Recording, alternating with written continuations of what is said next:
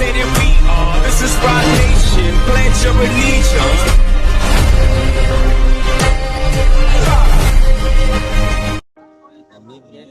Excuse me. මොකද්ද ඔබතුමාගේ නම? මම ලීරාරච්චි.